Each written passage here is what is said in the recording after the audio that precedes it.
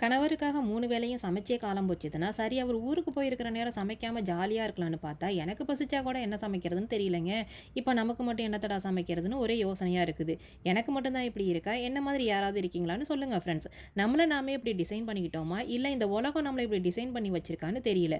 ஆக மொத்தத்துல ஒண்ணும் புரியல அப்படின்னு மட்டும் தெரியுது. அப்படித்தான் அன்னைக்கும் என்ன செய்யறதுன்னு யோசிச்சுக்கிட்டே மார்னிங் 11:30க்கு பொமோகிரானேட் ஜூஸ் போட்டு குடிச்சிட்டு, காலேஜ் படிச்ச டைம்ல சாட்டர்டே ஆனா தோட்டத்துல இருக்கிற கறிவேப்பிலைய பறிச்சு, ஃப்ரெஷ்னஸ் மாறாம சத்துக்கள் குறையாம ருசியை கூட்டுறதுக்காகவே அம்மியில் அரைச்சி எங்கள் அம்மா வாயால் இந்த ஒன்றை மட்டும் ரொம்ப நல்லா செய்ய கற்று வச்சிருக்குன்னு சொல்ல வச்சு அந்த கருவேப்பிலை குழம்பு தாங்க செய்கிறேன். ஃப்ரெஷ் கருவேப்பிலை, ஃப்ரெஷ் தேங்காய், ஒரு துண்டு இஞ்சி, 2 மிளகாய், 2 3 நாட்டு பூண்டு பல், உப்பு புளி சேர்த்து அரைச்சி தாளித்த பிறகு தாராளமாக வெங்காயம் சேர்த்து லைட்டாக வதங்கின பிறகு அரைச்ச பேஸ்ட்டை சேர்த்து பபுள்ஸ் வரும்போது ஆஃப் பண்ணிவிடுங்க. அப்புறம் என்ன, இட்லி தோசைக்கும் சூடான சாதத்தில் பிசைஞ்சு சாப்பிட்டா ஒவ்வொரு பைட்டுக்கும் வெங்காயம் கடிபடணும். அதாங்க ஹைலைட்டே.